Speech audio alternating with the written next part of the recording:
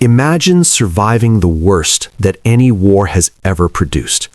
Imagine surviving starvation, jungle disease, enemy bombardment, a death march that killed tens of thousands of your brothers, and years inside a prison camp that was designed not to hold you, but to finish what the march started.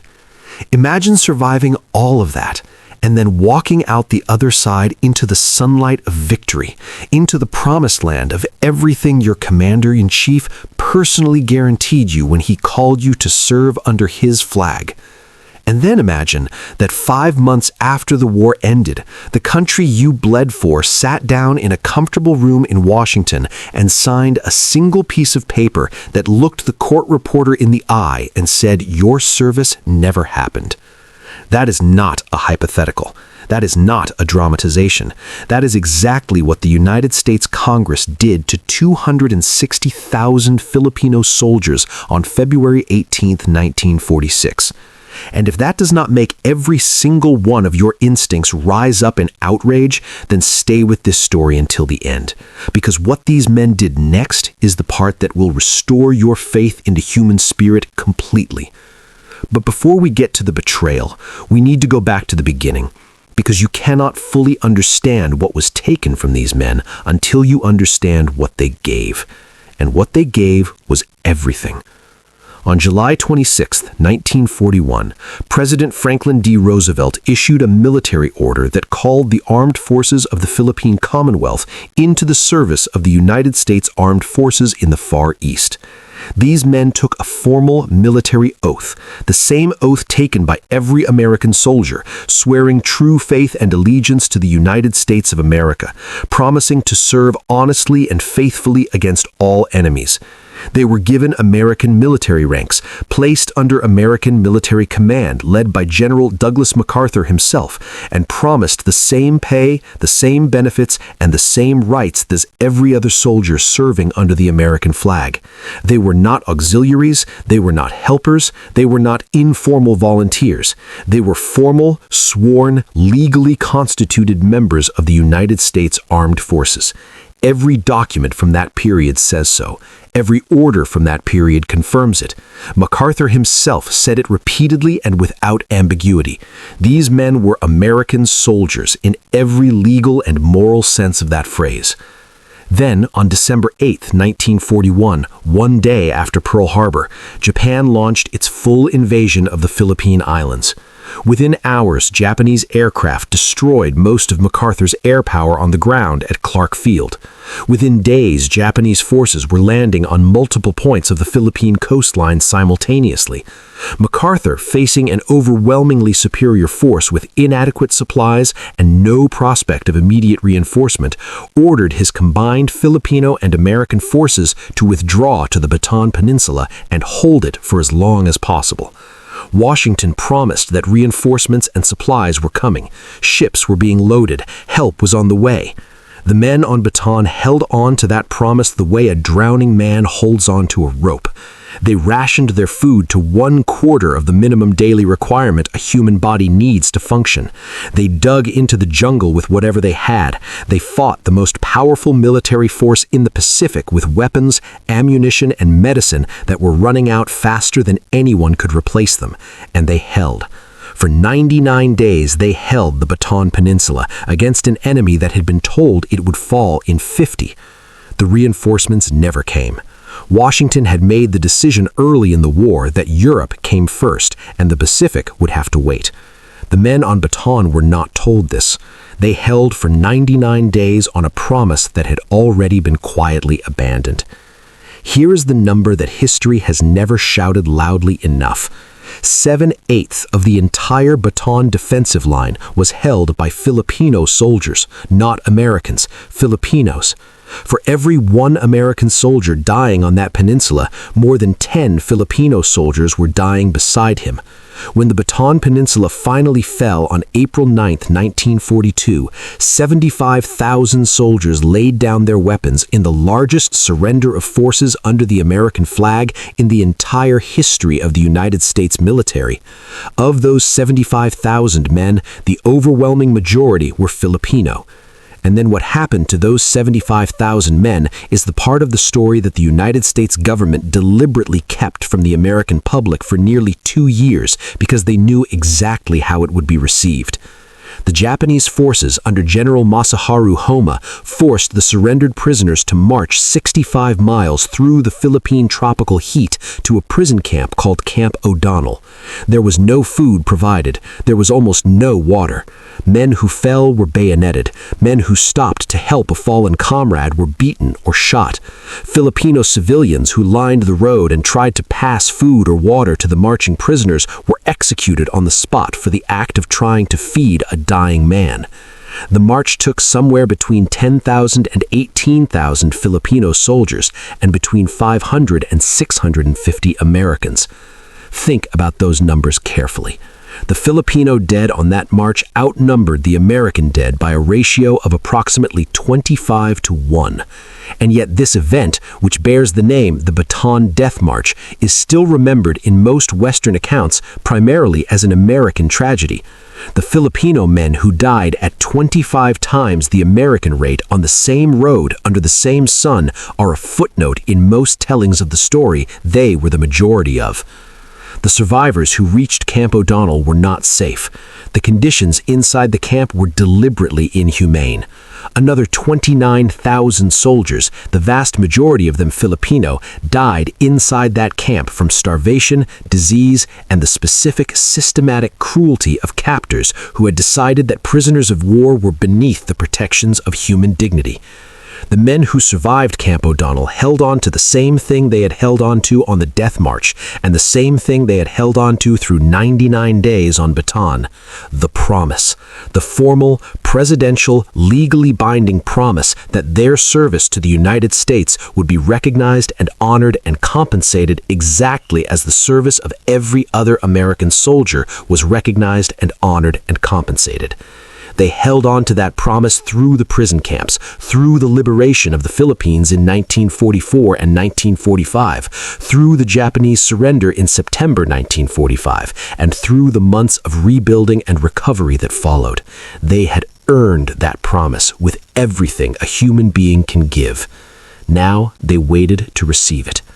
They waited 5 months. And then, on February 18, 1946, the United States Congress passed what became known as the Rescission Act of 1946. The language of the act was bureaucratic and cold in the specific way that enormous injustices are always delivered, buried in technical legal language designed to minimize the human reality of what is being done. What it said in plain terms was this: the military service of 260,000 Filipino soldiers who fought under the American flag, who bled under the American flag, who died under the American flag, and who survived the worst conditions that the Second World War produced under the American flag, would not be considered to have been military service in the United States Armed Forces for the purposes of any law conferring rights, benefits, or privileges. The GI Bill that was transforming the lives of returning American veterans, providing education, housing loans, health care, and economic opportunity, did not apply to them. The disability compensation that every American soldier injured in service received automatically did not apply to them. The back pay they had been promised did not apply to them. The path to citizenship that their service had earned them was revoked. Of the 66 Allied nations whose soldiers fought alongside Americans in World War II, only one nation's soldiers were singled out by this act. Only one: the Philippines. The nation that had just lost approximately 1 million civilians in the war. The nations whose soldiers held 7/8 of the Bataan line. The nation whose men died at 25 times the American rate on the Death March. Only them. The reason the United States Congress gave for passing the Rescission Act was money. An October 1945 report from the Veterans Administration had estimated that the lifetime cost of providing full benefits to Filipino veterans would be approximately $3 billion, equivalent to roughly $54 billion in today's money. Budget-conscious members of Congress, looking to reduce wartime spending in the transition to peacetime, identified this $3 billion obligation as a cost that could be eliminated. They offered instead a one-time payment of $200 million to the Philippine government to cover veterans' care. The Philippine government, under President Sergio Osmeña, rejected the $200 million as completely inadequate. It did not even cover the back pay that had been promised, let alone the lifetime of benefits that had been earned. The United States Congress passed the act anyway. The real cost of the Rescission Act, measured not in dollars, but in the lives of men who spent their final decades in poverty with uncompensated disabilities and unrecognized service, has never been fully calculated. But the human cost of saving that $3 billion was paid by the men who had already paid everything else. Now here is where this story becomes something more than a story about injustice. Because the men who survived the death march and the prison camps and the war did not accept the Rescission Act as the final word. They were old. Many of them were sick from the wounds and diseases of the war. Many of them were poor because the benefits they had been denied were exactly the benefits that would have allowed them to rebuild their lives. But they were not finished. For more than 70 years, Filipino veterans and their families and their advocates went back to the United States Congress over and over and over again, introducing bill after bill, testifying at hearing after hearing, refusing with a quiet, stubborn dignity that should be taught in every school in the world to let the institutional silence become permanent. Most of those bills died in committee. Some came close and were turned back.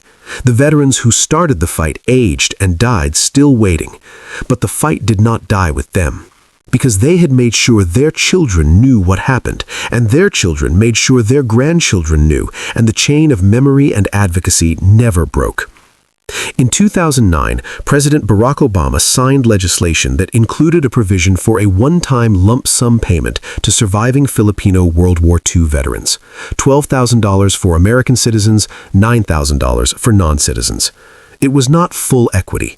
The veterans and their advocates said clearly and on the record that it was not full equity, but it was the first time since 1946 that the United States government had reached back across 63 years and said to these men in any official capacity, "We see you." Then, in October 2017, the United States Congress awarded the Congressional Gold Medal to the Filipino veterans of World War II, the highest civilian honor Congress can bestow.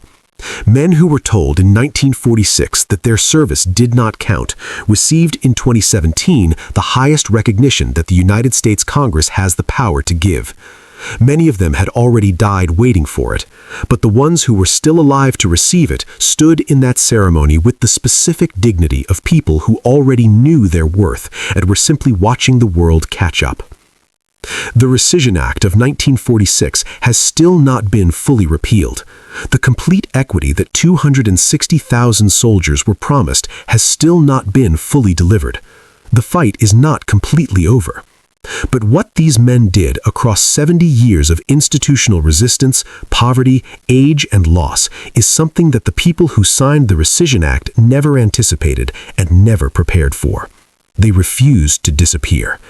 A nation that survived centuries of Spanish colonial rule, that survived the Philippine-American War, that survived Japanese occupation, that held 7/8 of the Bataan line on starvation rations, that walked 65 miles in tropical heat while being killed along the way, and that came home to a government that told them their service was not real, did not collapse under the weight of that betrayal. It stood back up, organized, testified, marched in front of the White House in 1995 with signs that said "Equity Now," and kept pushing until the world had no choice but to look at what it had done and acknowledge it. General Douglas MacArthur commanded these men. He knew what they were capable of better than almost anyone alive. He said if he were given 10,000 Filipinos, he could conquer the world. What he perhaps did not need to say, because history has said it for him, is that when the world tried to erase the Filipino, it failed. It failed on Bataan, where they held for 99 days. It failed on the Death March, where they carried each other and came home. It failed in the prison camps, where they survived conditions designed to destroy them. And it failed in 70 years of legislative battle, where men with nothing left but the truth refused to stop telling it until the world finally listened. 260,000 Filipino soldiers bled for America. What America did next was one of the most documented acts of institutional betrayal in the history of modern warfare. But what the Filipino veterans did after that, the quiet, unbreakable 70-year refusal to be erased, is the part of this story that belongs not just to the Philippines, but to every person who has ever been told that what they gave did not count and chose to stand up anyway and say it did. If this story moved you the way it moved me when I first discovered it, then these men deserve one more thing from you right now. Not money, not a march, just 30 seconds of your time. Hit the like button so that YouTube shows this story to more people who have never heard it. Subscribe so that the next untold story finds you before the world buries it again. And drop a comment below telling me one word that describes how this story made you feel. One word, that is all. Because 260,000 men spent 70 years trying to be heard. The least we can do is make sure their story reaches every corner of the world it never reached before. I will see you in the next one.